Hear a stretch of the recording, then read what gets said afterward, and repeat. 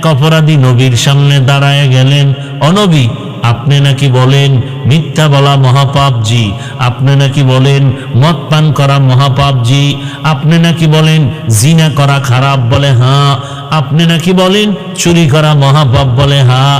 ও নবী, আমিও শুনে আসলাম, আমি এই চারটা অন্যায় করি, মদ পান করি, জিনা করি, আমি চুরিও করি, মিথ্যা কথা বলি। আপনি আমাকে একটা মেডিসিন দিবেন, আমি সব ছাড়তে পারবো না, একটা ছাড়ার উপদেশ দেন। আমি এক চোটে চারটা ছাড়তে পারবো না। নবীজি চিন্তা ভাবনা করে বললেন, ও আল্লাহর বান্দা, তুমি চুরি করো বলে করি, মদ পান করো বলে করি, মিথ্যা বলো বলে বলি, জিনা করো করি, বলে আমার এক নাম্বার উপদেশ হলো আমার সাথে ওয়াদা করো কখনো মিথ্যা কথা বলবা না। লোকটা বড় খুশি হয়ে দৌড়ায়।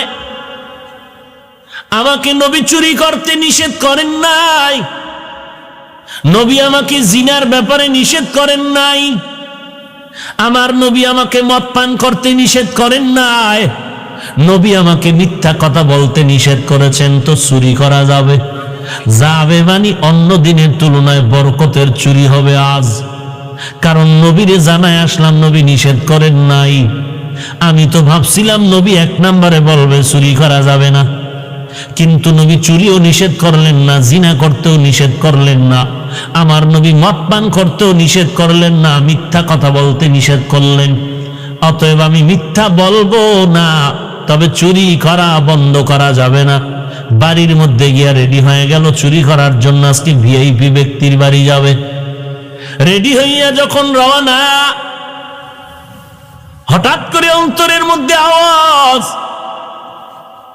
ভিআইপি লোকটা যদি কাউকে আমার নবীর সামনে গিয়া কয় আমার বাড়ির মাল সামানা চুরি হয়ে গেল, নবী তো জানেন আমি চোর, নবী যদি আমার ডাইকা জিগায় চুরি করছুনি, আমি তো ওয়াদাবদ্ধ, মিথ্যা বলা যাবে না, সত্য তো বলতেই হবে, হ্যাঁ আমি চুরি করেছি। লোকটা এবার থমকে দাঁড়ায় গেল। চুরির থেকে না, নবীর সামনে আর মিথ্যা কথা বলা যাবে না, কোনো না কোনো উপায় চুরির খবর নবীর কাছে যাবে। লোকটা এই ভয়ের কারণে চুরি বন্ধ করে দিল। এইবার মদের বোতল নিল, মদ পান করবে। নবী যদি আমারে কালকে জিগায় মদ পান করছো কি পরিমাণ, আমার অবশ্যই সত্য কথা বলতে হবে, কিন্তু না না, আমি নবীর সামনে মিথ্যা বলবো না, আর আমি মদ পান করিয়াও নবীর সামনে আর দাঁড়াবো না। একই চিন্তায় মদ পানও বন্ধ করে দিল। 3 নম্বরে বাকি রইল জিনা করা। আল্লাহর বান্দা একই সিস্টেমে জিনাটাও বন্ধ করে দিয়া নবীর দরবারে দৌড়ায়, ডাক দিয়া কয়, ও পয়গম্বর, আপনিই তো হলেন সৃষ্টির শ্রেষ্ঠ ডাক্তার, এমন একটা ঔষধ আমাকে দিয়েছেন, একটা মেডিসিনের কারণে আমার সব অন্যায় ধ্বংস হয়ে গেল। ইমামুল আউয়ালিন আল আখিরিন বাহরে সাদকা রাহমাতাল লিল আলামিন সাইয়্যিদুল কাউনাইন খাতমুল মুরসালিন আখিরামুদ বুয়াদ ফখরুল আউয়ালিন শুদ্ধ ওয়াজুদাস রাহমাতাল লিল আলামিন মসজিদে ঔষধ হামারো জমিন। খারাপ লাগে আপনাদের? ও গো নবীর উম্মতেরা,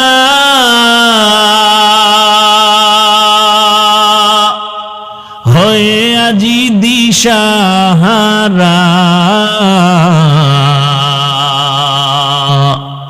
কোরআন হাদিসের চলো যখন যাহা চায় মনে, নবী বিনে কে তরাবে পুলসিরাত মিজানে, নবী বিনে কে তরাবে পুলসিরাত মিজানে। নবী আমার জীবন ভরে দিনের লাগি কষ্ট করে, দান দান শহীদ করিলেন ওহুদেরই ময়দানে, নবী বিনে কে তারাবে পুলসিরাত মিজানে, নবী বিনে কে তারাবে পুলসিরাত মিজানে। এমন এতিম নবী আমার, পিতা মাতা নাই যে তার, তারপরেও কত মারা মারলো তাকে দুশ্মনে। নবী বিনে কে তারাবে পুলসিরাত মিজানে, নবী বিনে কে তারাবে পুলসিরাত মিজানে। চলো চলো চলো মুমিন চলো নবীর সন্ধানে, নবী বিনে কে তারাবে পুলসিরাত মিজানে, নবী বিনে কে তারাবে পুলসিরাত মিজানে। এরে নবীর উম্মতের দল, আল্লাহ বলেন জবানকে বাঁচাও। এক নম্বরে জবান দ্বারা মিথ্যা কথা বলা যাবে না। মিথ্যার পাহাড় যদি গরু, কি লাভ হবে? কবরে যাওয়ার আগেই তো বিচার হয়ে গেল। এরে আল্লাহর গোলাম, মিথ্যার আশ্রয় নিয়ে টাকার পাহাড় বানায় কি লাভ? এক সময় দেখা গেল ওই টাকা তোমার হাত থেকে হাতছাড়া হয়ে গেল, জেলখানার মেহমান তুমি, বোনাস। ওই 10 তলা বিল্ডিং করে কি লাভ? মিথ্যার আশ্রয় নিয়ে মানুষের উপরে জুলুম করে তুমি বাড়ি করলা, কি লাভ হবে? যেই বাড়ি আসিয়া রাজুকের লোকেরা ভেঙ্গে দিল। ওই সন্তানের বাবা হইয়া কি লাভ? যেই বাবা সন্তানের কারণে জেলখানার আসামি হয়ে গেল। ওই স্ত্রীর স্বামী হয়ে কি লাভ? যেই স্ত্রীর কারণে স্বামীর হাতে জেলখানার হ্যান্ডকাপ লেগে গেল। এর নবীর উম্মতের দল, ফল যদি ভালো খেতে চাও ভালো গাছ লাগাও, ভালো জিন্দেগি যদি চাও, সুনামের জীবন যদি চাও, ভালো সন্তানের মা বাবা যদি হতে চাও, আগে মা বাবা তুমি ভালো হয়ে যাও। हकीकत से तो दुनिया बेखबर है, दुनिया की नुमाइश पर नजर है। সন্তানকে কন্ট্রোল করতে পারে না বাবা, পারবা কি করে? তুমি তোমার স্ত্রীর সাথে ঝগড়া করো সন্তানের সামনে বসে, তুমি সন্তানের সামনে স্ত্রীকে গালাগালি করো, সন্তান গালি শিখবে না তো কি শিখবে? আমাকে বুঝাও। এজন্যই ইমাম গজালি, বিশ্ববরেণ্য দার্শনিক ইমাম গজালি, জবরদস্ত একজন বুজুর্গ, তিনি বলেন প্রত্যেকটা সন্তানের জন্য তার শিক্ষিকা হলো 1 নম্বরে তার মা। মা যা শিখাবে সন্তান তাই শিখবে। ভাইরা আমার, জবানের হেফাজতের জন্য 1 নম্বরে মিথ্যা কথা বলা নিয়ত করা যায়নি। মিথ্যা কসম খাওয়া যাবে, মিথ্যা সাক্ষী দেওয়া, গলায় ছুরি আসবে মরে যাব, মিথ্যা কথা বলবো। রাজি আছেন? আল্লাহর কাছে মনে মনে তওবা করেন, আল্লাহ মিথ্যা কথার থেকে মেহেরবানি করে জবানকে বাঁচায়া দাও। আমিন আইয়ে না? জবানের হেফাজত করো রে ভাই। 1 নম্বরে মিথ্যা কথা বলা যাবে না। 2 নম্বরে জবান দ্বারা গালাগালি করা যাবে না। যাবে? গালি দেওয়া হালাল না হারাম? আল্লাহ পাক রব্বুল আলামিন বলেন, কুল্লি ইবাদি ইয়াকুলুল্লাতী হিয়া আহসান ইন্নাশ শাইতানা ইয়ানজাগু বাইনাহুম ইন্নাশ শাইতানা কানা লিল ইনসানি আদুওয়াম মুবিনা। জবানের হেফাজতের জন্য 2 নম্বরে গালাগালি করা যাবে। আল্লাহ বলেন, ও নবী, মুমিনদের জানায় দেন কাফেরের সাথে যেন ব্যবহার ভালো করে, খারাপ না করে। কেন কেন?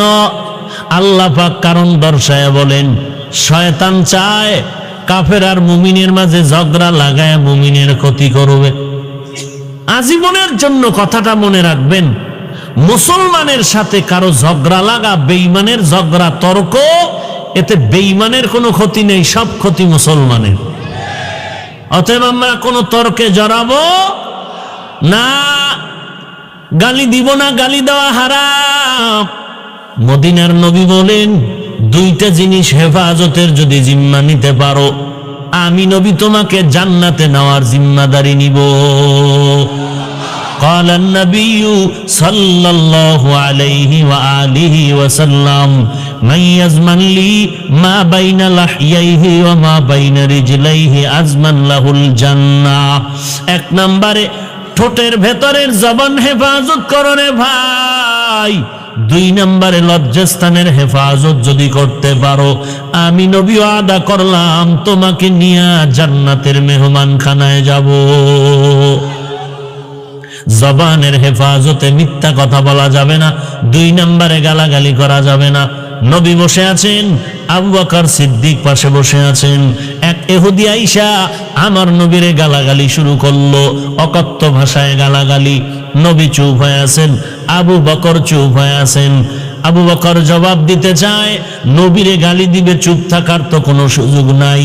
নবী বুঝায় দিলেন, চুপ থাকো, আবু বকর কোনো জবাব দিও না। কতক্ষণ চুপ থাকা যায়? আমার আব্বারে গালি দিলে কতক্ষণ ধৈর্য ধরা যায়? আমার ওস্তাদের গালি দিলে কতক্ষণ ধৈর্য ধরা যায়? আর সেই জায়গায় আমার নবীরে গালি দিলে কিভাবে ধৈর্য ধারণ করব? আবু বকর দাঁড়াইয়া ইহুদির গালির জবাব দিতে আরম্ভ করলেন। আমার নবীর মনটা বেজার হয়ে গেল। ইহুদি চলে যাওয়ার পরে আবু বকর বললেন, নবী মনটা বেজার করলেন, কারণটা কি? আল্লাহর নবী বলেন, হে আবু বকর, এতক্ষণ তুমি জবাব দাও নাই, আমিও দেই নাই। আল্লাহ পাক রব্বুল আলামিন আমার এই চুপ থাকার কারণে আল্লাহ ফেরেশতা পাঠাইয়া ইহুদির জবাবের ব্যবস্থা করেছিলেন। যখন তুমি জবাব দিতে আরম্ভ করলা, তখন আসমান থেকে ফেরেশতা আবার বিদায় নিয়ে চলে গেল। অতএব গালি দেওয়া যাবে না। ক্বালান নবিয়্যু সাল্লাল্লাহু আলাইহি ওয়া আলিহি ওয়াসাল্লাম, সিবাবুল মুসলিমি ফুসুকুন ওয়া কিতালুহু কুফরুন। আল্লাহর নবী বলেন, এক মুমিন আর এক মুমিনের বিরুদ্ধে লড়াইয়ের ঘোষণা দেওয়া বেদিনের কাজ, আর এক মুমিন আর এক মুমিনকে গালি দেওয়া পাপিষ্টের কাজ। জবানের হেফাজতের 3 নাম্বার। 1 নম্বরে গেল মিথ্যা কথা বলা যাবে না, 2 নাম্বার গেল গালাগালি করা যাবে না, 3 নাম্বার জবান দ্বারা কারো গীবত শিকায়াত করা যাবে না। গীবত বুঝেননি? লোকটা দোষ করছে, ওইটা পিছে বলা গীবত। আর একটা হলো দোষ করে নাই বানাইয়া বলা, এইটা হইল তোহমাত, অপবাদ। আল্লাহ কি বলছেন এই মেহমানদের জন্য যারা গীবত করে? ওয়াইলুল লিকুল্লি হুমাযাতিন লুমাযাহ। আসেনি এরকম একটা সূরা? বাংলা তরজমাটা পড়ে দেখেন তো কি পরিমাণ গীবত করেওয়ালা মেহমানদের ব্যাপারে আল্লাহ কি বলছেন। ওয়াইলুল লিকুল্লি হুমাযাতিন লুমাযাহ, ওয়াইল জাহান্নাম তাদের জন্য যারা মানুষের গীবত করে, শিকায়াত করে, যারা মানুষের নামে বানায় বানায় মিথ্যা তোহমাত দেয়, অপবাদ দেয়। ভালো করে মনে রাখবেন, গীবত জবানে বলা যেমন গুনাহ, কানের মধ্যে শোনাও তেমন গুনাহ, ফেসবুকে লেখাও তেমন গুনাহ। আপনারা তো কেউ গীবত করেন না। এরে আল্লাহর গোলাম, ঘরের মধ্যে গিয়া ম্যাডামের সামনে নাম নিয়া নিয়া কি পরিমাণ গীবত করেন। অমুকে ভালো না, অমুকে ভালো না। একবারও তো নিজের দিকে তাকায় দেখলেন না নিজের কি হালাত। আপনি আঙ্গুল উঁচু করে দিলেন, তুই খারাপ, তুই খারাপ। একজনে কয়, দেখ নিচে 3 আঙ্গুল তোর, নিজেকে বলে তুই নিজে খারাপ।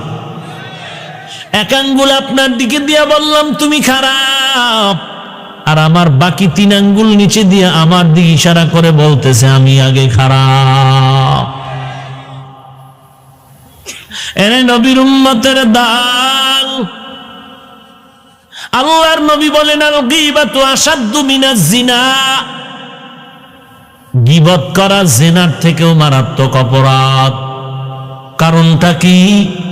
কোন বান্দা যদি জিনা করে, তওবা করে, লজ্জা পায়, আর যারা মানুষের নামে বদনাম বলে ওরা লজ্জাও পায় না, মন ভরে খুশি হয়, দিছি রে, বাপের বেটা হইলেই পারে, আর কেউ পারে? আজকে মুখ হুজুরে দিলাম, কালকে মুখে দিলাম, ও দিতে দিতেই গেল।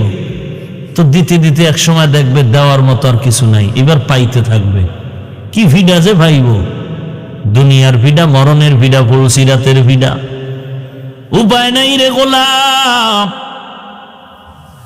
কত মানুষের বদনাম গেছ, কত সম্মানী ব্যক্তির সম্মান নষ্ট করেছ রে ভাই।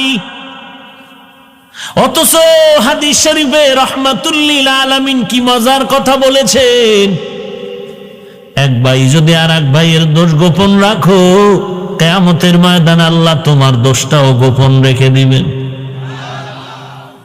ইয়া ইলাহি মুঝসে মুঝকো দূর কর, তাকে দেখো মুঝ में तुझको एक नजर। या इलाही तू मेरा माबूद है, या इलाही तू मेरा माशूक है। ইহুদি জিজ্ঞেস করলেন, হে আলী, তুমি যে আল্লাহর ইবাদত করো, বলো তুমি আল্লাহকে দেখছো নি? হযরত আলী বলেন, আমি এমন আল্লাহর ইবাদত করি না যে আল্লাহকে আমি দেখি না। তো আল্লাহকে যদি দেখো তো বলো তো আল্লাহ কেমন? নিচে কাসদার মুলকে উ আম্বাজো নে তুমে উরা লহনে নে আওয়াজো নে। নিচে কাসদার মুলকে উ আম্বাজো নে তুমে উরা লহনে নে আওয়াজো নে। तो दिल में तू आता है समझ में नहीं आता, तो दिल में तू आता है समझ में नहीं आता, बस जान लिया मैं तेरे पहचान यही है, बस जान लिया मैं तेरी पहचान यही है। হযরত আলী, তুমি আল্লাহকে দেখছো, বলো আল্লাহ কেমন, তার রং কেমন, তার আকার কেমন, তার আকৃতি কেমন? আলী বলেন, আমার আল্লাহ এমন যার কোনো আকার নাই, আকৃতি নাই, যার কোনো আওয়াজ নেই, কোনো মানব নেই। বলে তো আমার আল্লাহ কেমন? বলে এটা অন্তরে অনুভব করা যায়, ভাষা দিয়ে বোঝানো যায় না। খানা খাইছেন, ইলিশ মাছ দিয়া খুব মজা করে, সারাদিন জিব্বা দিয়া বাড়ি দেন, আর বলেন কি ব্যাপার? কয় মজা মজা মজা। শিরা উপশিরার মধ্যে শরীরের ভেতরে শুধু মজার আওয়াজ। যদি জিজ্ঞাসা করি মজাটা কেমন, এটা লাল নাকি কালো, রংটা কেমন বলো? বলে এটা অনুভব করা যায়, বুঝানোর কোনো ভাষা নাই। আমার আল্লাহ কেমন, বুঝানোর কোনো ভাষা নাই। এটা বুঝার জিনিস, বুঝানোর জিনিস না, অনুভব করার জিনিস। এটা কাউকে ভাষা দিয়া, বয়ান দিয়া বোঝানো যাবে না আমার আল্লাহর রং কেমন। তবে বান্দা আল্লাহর মাখলুক নিয়ে গবেষণা করলে করলে মাঝে মাঝে আল্লাহর কুদরতের ঘেরান নাকে লাগবে। আল্লাহর মাখলুক নিয়ে একটু গবেষণা করো। এত বড় আসমান, জমিন থেকে 500 বছরের দূরত্বে হলো প্রথম আসমান। এক একটা আসমান মোটা হলো 500 বছরের দূরত্ব। এক আসমান থেকে আর এক আসমানের মাঝখানে মহাশূন্য খালি জায়গা, 500 বছরের দূরত্ব। এই রকম 7টা আসমান, আবার 7টা জমিন। আল্লাহ তাআলা সৃষ্টি জগতের শুরুতে আসমানটা বানাইয়া এমন ভাবে সেট করে দিলেন, নিচের থেকে কোনো খুঁটিও নাই, উপর থেকে কোনো রশি দিয়া টানাও নাই, কখনো নড়াচড়াও করে না, বান্দারে কোনো কষ্ট দেয় না। এত সুন্দর আসমান আর জমিন, আল্লাহ বলেন এগুলো বানাইতে সময় লাগলো ফি সিত্তাতি আইয়াম, মাত্র 6 দিন। আমি আল্লাহ এত বিশাল আসমান জমিন 6 দিনে বানাইলাম। আসমানটা এত সুন্দর, বানানেওয়ালা মালিক না জানি আরো কত সুন্দর। সূর্যটা বানানেওয়ালা কত সুন্দর, এত সুন্দর একটা সূর্য সারা দুনিয়ায় আলো দিয়ে সকালবেলা আবার যেখানে হাজির হয়ে যায় সকালবেলা। সূর্যটারে আমার আল্লাহ ডিউটি দিয়ে দিছেন, ওই সূর্য ডিউটি পালন করতেছে। আল্লাহ বলেন তাকায় দেখ, সূর্যটা এত সুন্দর, বানানেওয়ালা কত সুন্দর। সব বাদ দাও, নিজের নিয়ে ফিকির করো। আল্লাহ আমার মতো বান্দাটারে বানাইছেন কত সুন্দর করে। মায়ের গর্ভে নাপাক পানির থেকে আল্লাহ বানাইছেন। কোন ডাক্তারের কোনখানে কোনো পরামর্শ চলে না, কোনো থিওরি চলে না। ওয়ালাকাদ খালাকনাল ইনসানা মিন সুলালাতিন মিন তিন সুম্মা জাআলনাহু নুতফাতান ফি করারিন মাকিন সুম্মা খালাকনান নুতফাতা আলাকা فخلقنا العلقة مضغة فخلقنا المضغة عظاما فكسونا العظام لحما ثم أنشأناه خلقا آخر فتبارك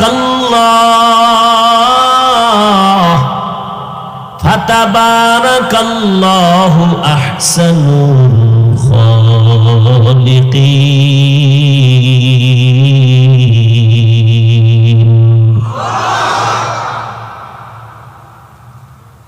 আল্লাহ তাআলা বলেন আমি নাপাক পানির থেকে তোমাকে জন্ম দিলাম। মায়ের গর্ভে 40 দিন, 40 দিনের মেহনতের মাধ্যমে নাপাক পানি গোশত, রক্ত, হাড্ডি, আবার গোশত।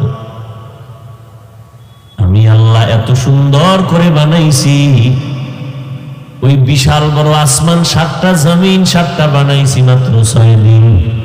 আর তোমার মতো 1 কেজি ওজনের বান্দাটারে মায়ের গর্ভে আমি আল্লাহ আস্তে আস্তে করে বানাইতে গিয়া সময় লাগাইলাম 6 মাসের উপরে। তোমারে আমি এত দেরি করে আস্তে আস্তে করে বানাইলাম, কারণ তোমারে আমি বেশি মহব্বত করি।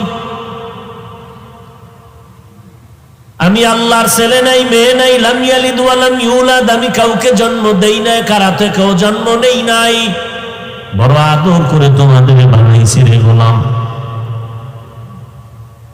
অতএব আমি আল্লাহ তোমাকে বানানোর পেছনে এত সময় লাগাইলাম কেন? আমি তোমারে অনেক আদর করি, মহব্বত করি, যে কারণে তুমি আমার গোলামি করবা। সারা জগতের যা কিছু সব তোমার গোলামির জন্য বানিয়েছি। অতএব তুমি আল্লাহর অনুসরণ করো। আল্লাহকে না দেখলে কেমনে অনুসরণ করবা?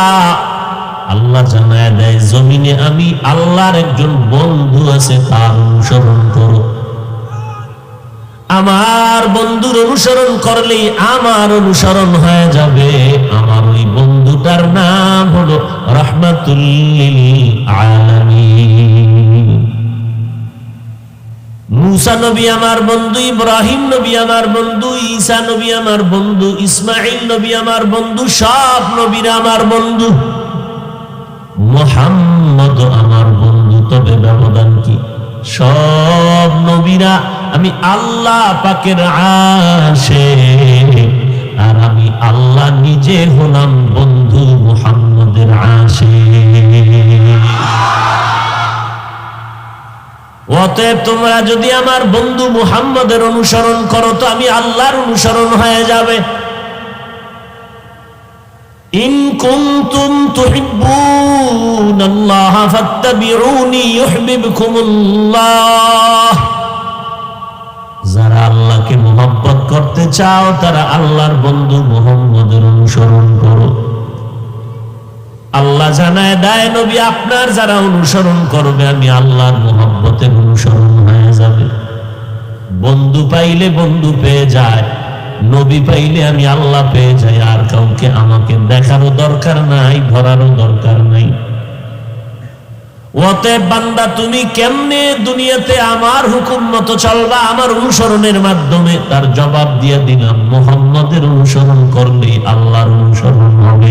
আর আল্লাহর অনুসরণ হওয়ার ব্যাখ্যা হলো বিনা হিসাবে তুমি জান্নাতি। এখন আমার নবীর অনুসরণ কেমনে করবেন? দেইখা দেইখা করো।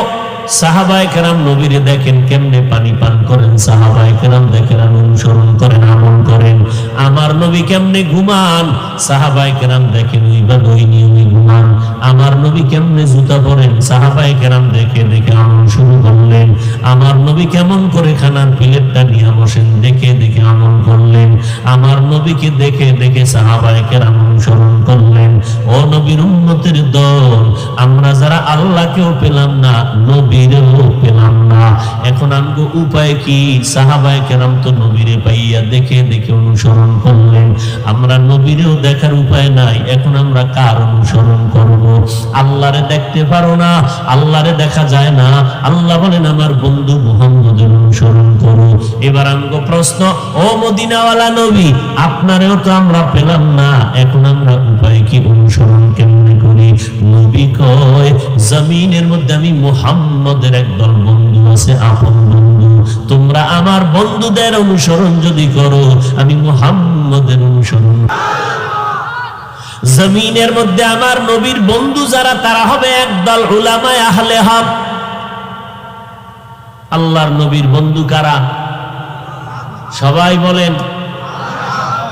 ওলামা বললে হবে না, আহলে হক বলা লাগবে, কারণ ওলামাদের মধ্যে বহু আছে এরা আহলে বাতিল ভণ্ড। আছে না নাই? আপনাদের দিকে নাই? قال النبي صلى الله عليه وآله وسلم ألا إن شر الشر شرار العلماء وإن خير الخير خيار العلماء। মদিনার নবী বলেন জমিনের মধ্যে সবথেকে নিকৃষ্ট হবে একদল উলামা, আবার জমিনের মধ্যে সর্বশ্রেষ্ঠ হবে তাও হবে একদল উলামা। নবীর হাদিস, উলামা কয় দল? জোরে বলেন। একদল হক আর একদল মনে থাকবে। কিন্তু মুসিবত চিনব কি করে? চিনার কোনো উপায় নাই, কারণ সিটি গোলের কালার যেমন স্বর্ণের কালারও তেমন। চিনব কি করে কোনটা আসল আর কোনটা নকল? আহলে হক ওলামাদের লেবাস পোশাক টুপিদারি যেমন এক, ইসলামের ব্যানার লাগাইয়া যে আলেমরা ভণ্ডামি করে, দুই নাম্বারি করে, তাদেরও তো লেবাস পোশাক দাড়ি টুপিও এক। চিনব কি করে? কি বুঝেননি কিছু? বাতিলের বিরুদ্ধে রাসূল কথা বলেছেন, কথা বলেন। ভণ্ডদের বিরুদ্ধে রাসূল কথা বলেছেন। অতএব বাতিলের বিরুদ্ধে কথা বলা সুন্নাত। বলেন কি না হিংসা?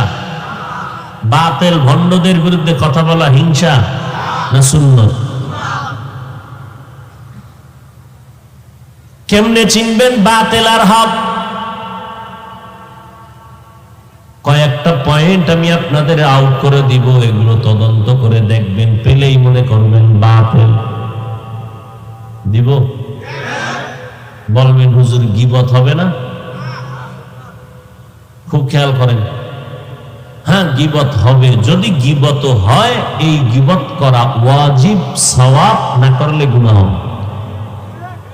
গীবত করা হারাম না? হারাম। চার কারণে গীবত করা ওয়াজিব। ওয়াজিব মানে না করলে কি হবে? গুনাহ হবে। এর মধ্যে একটা কারণ, ইসলামের ব্যানার লাগাইয়া উম্মতের যারা ধোঁকা দিবে, তাদের নাম ঠিকানা শুদ্ধা, প্রয়োজনে পুরো পুরা ডিটেলস ঠিকানা শুদ্ধ দিয়া উম্মতকে সতর্ক করা ওয়াজিব।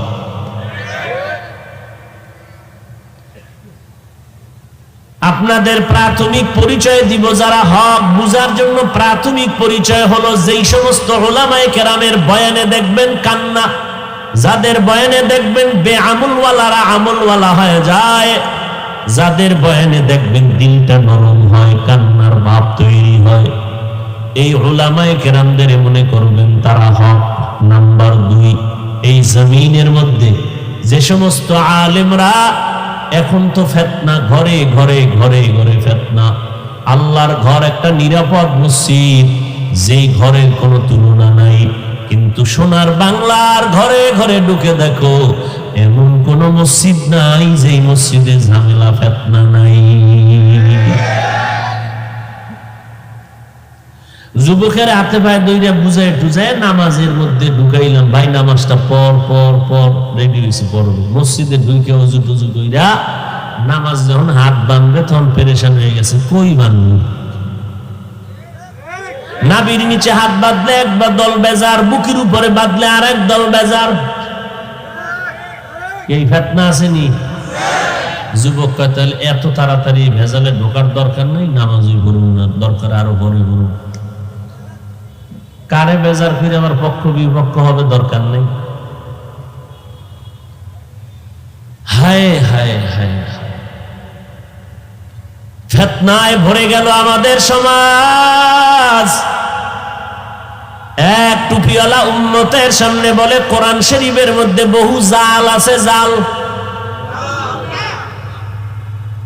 কি নাউজুবিল্লাহ, না কি ফিতনাবাজদের গোলামি করেন?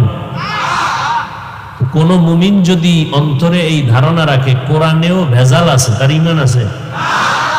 হ্যাঁ, কোরআনের মধ্যে ভেজাল আছে, জাল আছে, হাদিসের থেকেও বেশি জাল।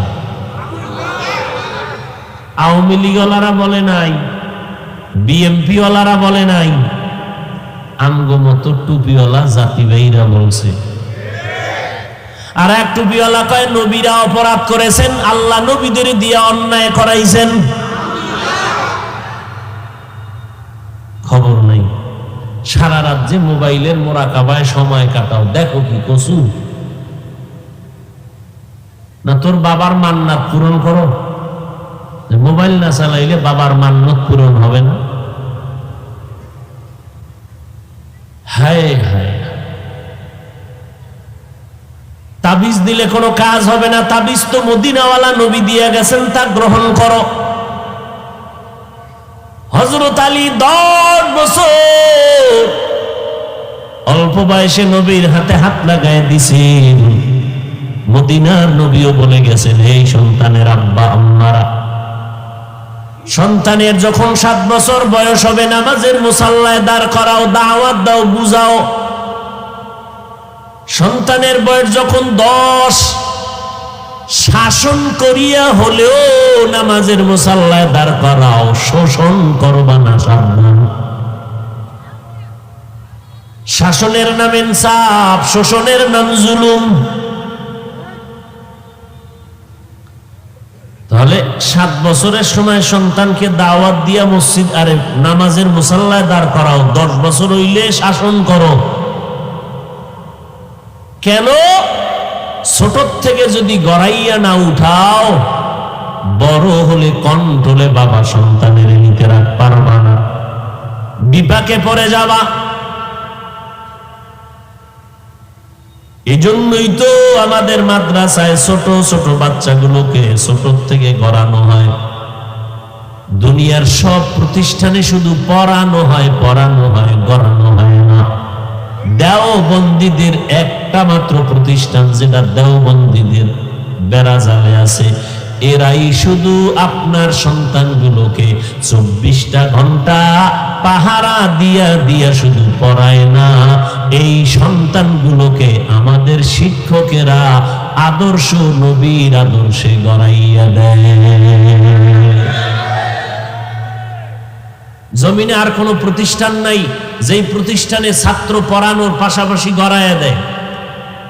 পৃথিবীতে একটা মাত্র প্রতিষ্ঠান আছে যেখানে অল টাইম শিক্ষক ছাত্রকে পাহারা দেয়। কেন? পড়াইতেই চায় না, পড়ানোর সাথে আদর্শ মানুষ হিসেবে গড়াইয়ে দেয়। এটা শুধুমাত্র দেওবন্দীদের চ্যানেলের মাদ্রাসায় ছাড়ার একটা অন্য। মাদ্রাসায় যায়, সন্তান কেমনে খানা খাবে ওস্তাদ শিখায় দেয়, কেমনে ঘুমাইবা এইভাবে ঘুমাও, এইভাবে খানার লোকমা দাও, এইভাবে গ্লাসটা ধরো, পানি পান করো, জুতাটা এইভাবে এই নিয়মে পদ্ধতিতে পায়ে দাও, গোসলটা এইভাবে করো, সব ধৈর্য ধীরে ধীরে ধীরে শিখায় দেয় শিক্ষকেরা। এরে নবীর উম্মতের দল, মুরব্বি দেখলে সালাম দাও, যেখানে সেখানে প্রস্রাব পায়খানা করবে না। ওই সন্তান মাত্র 3 বছর মাদ্রাসায় পড়ার পরে জানাজার ইমামতির যোগ্যতা অর্জন করলো, জুমার খতিবের যোগ্যতা অর্জন করে ফেলল। 8 বছরের সন্তান মাদ্রাসায় গিয়া লেখাপড়া করছে, মাদ্রাসায় 6 মাসে 30 পারা কোরআনের হাফেজ হয়ে গেছে। এরকম নজির প্রমাণ আছে না নাই?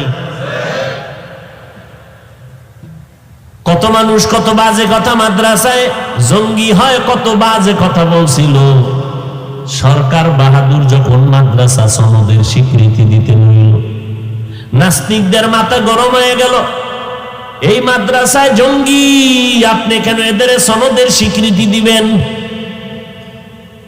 প্রধানমন্ত্রী বলে, এই সন্তানগুলো কি আমার দেশের নাগরিক নেই? বলে হ্যাঁ। বলে এদের অন্ধকারে রেখে লাভ নাই, আমাদের নজরে নিয়ে আসতে হবে। এরা অন্ধকারের মধ্যে কি করে আমরা টের পাই না। না, হবে না, আমার দেশের নাগরিক যেহেতু, অতএব এই মাদ্রাসাগুলো আমার নজরে নিয়ে আসতে হবে। এবার নজরে নিয়ে এবার তদন্ত কমিটি লাগাই দিল, দেখো মাদ্রাসাগুলোতে কি হয়। এবার রিপোর্ট দিল, এবার তারাই আবার মাইক লইয়া চিৎকার দিয়ে বলতেছে মাদ্রাসায় জঙ্গি হবে দূরের কথা, এদেশের মাদ্রাসাই হলো আদর্শ মানুষ গড়ার ফ্যাক্টরি।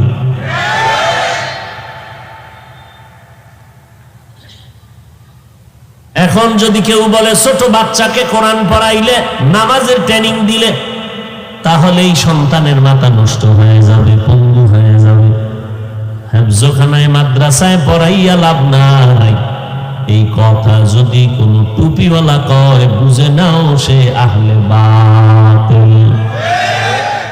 হক না বাতিল?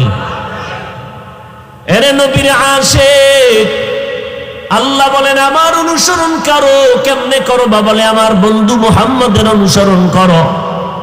এবার সাহাবায়ে কেরাম নবীর অনুসরণ করলেন। নবীর অনুসরণ আমরা কেমনে করব? নবী বলেন জমিনে আমার একদল বন্ধু উলামায়ে আহলে হক, তাদের অনুসরণ করো। অতএব এই জমিনে উলামায়ে আহলে হক যাদের সংস্পর্শে গেলে বেআমলওয়ালা আমলওয়ালা হয়, বেনামাজি নামাজি হয়, বেপর্দাওয়ালা পর্দাওয়ালা হয়, এমন আহলে হক উলামার পেছনে যাও, সময় লাগাও। না হয় দুনিয়ার বাহাদুরি কিছুই না, কই গেল নমরুদ, হামান, ফেরাউন, সাদ্দাত, কারুন। ও আল্লাহর বান্দা, দূরের কথা বাদ, আমার সোনার বাংলাদেশে এই কয়েক বছর আগে করোনায় আক্রান্ত হইয়া কোটি কোটি হাজার কোটি টাকার মালিক, যমুনা গ্রুপের মালিক, কত হাজার কোটি টাকা চাও নেও ডাক্তারেরা, আমারে করোনার থেকে মুক্ত করে দাও, পারলো না। আজকে সব পড়ে আছে, যমুনার মালিক জমিনে বেঁচে নাই। টাকায় মানুষকে বাঁচায়? আল্লাহ পাক বলেন এরে মানুষ, আল্লাহর অনুসরণ, নবীর অনুসরণ, উলামায়ে আহলে হকের অনুসরণের মাধ্যমে আল্লাহর আদেশ কি? বলে আল্লাহকে ভয় করো। 2 নাম্বার আদেশ, জবানটারে হেফাজত করো। আল্লাহকে ভয় করার ব্যাখ্যা, জীবনে বান্দা গুনাহ করবে না, যদি গুনাহ হইয়াও যায় তওবা করতেও দেরি করবে না। এরে যুবক, কয়দিন আর যৌবনের বাহাদুরি করবি? এই মহামারী করোনায় কত যুবকের লাশ পড়ে গেল, এমন একটা দিন নাই যুবকের লাশের খবর নাই রে বাবা। কিসের যৌবনের, কিসের টাকা পয়সা ক্ষমতার বাহাদুরি করো, আজরাইল আসলেই তোমার সব বাহাদুরি ধ্বংস হয়ে যাবে। ও আল্লাহর বান্দারা, মদিনার নবীর আদর্শের মালা গলায় লাগাও। আমরা যারা নবীর তরিকার মালা গলায় লাগাইলাম, কই আমাদের তো স্বাধীনতা নষ্ট হয় নাই, চাকরিও যায় নাই, ব্যবসাও বন্ধ হয় নাই। আমগো মতো হুজুর না, জীবনে মাদ্রাসায় পড়ে নাই, আলিফ বাতাও শিখে নাই। আপনাদের লাইনের এমন মানুষ 5 বেলার নামাজ পড়ে ব্যবসা করে আছে না নাই? বলে বিবেকটাকে জিজ্ঞাসা করেন, আপনি কেন পারবেন না? আপনার আমার মতো কত বান্দা র‍্যাব, আর্মি, পুলিশ, বিডিআর এর চাকরি করে 5 বেলার নামাজি, অভাব নাই। আপনার মতো যুবক স্কুল পড়ে, কলেজে পড়ে, ভার্সিটিতে লেখাপড়া করে, 5 বেলার নামাজ পড়ে 1 ওয়াক্ত নামাজও বাদ দেয় না। আপনারাই জবাব দেন, আছে না নাই? আপনি বিবেকটাকে জিজ্ঞাসা করেন, আপনি কেন পারেন না? আপনার আমার মতো বান্দা ময়দানে কৃষি কাজ করে, গামছা বিছাইয়া নামাজ পড়ে, এরপরও নামাজ ছাড়ে না। রাস্তায় গাড়ি চালায়, ড্রাইভারি করে, নামাজ ছাড়ে না। নদীর মধ্যে মাছ ধরে, নৌকায় বসে নামাজ পড়ে, নামাজ বাদ দেয় না। বলো তুমি কেন পারো না রে যুবক ভাই? মনে মনে ভাবছো কি আল্লাহর কোরআন মিথ্যা, নবীর কথা মিথ্যা, আলেমদের কথা মিথ্যা?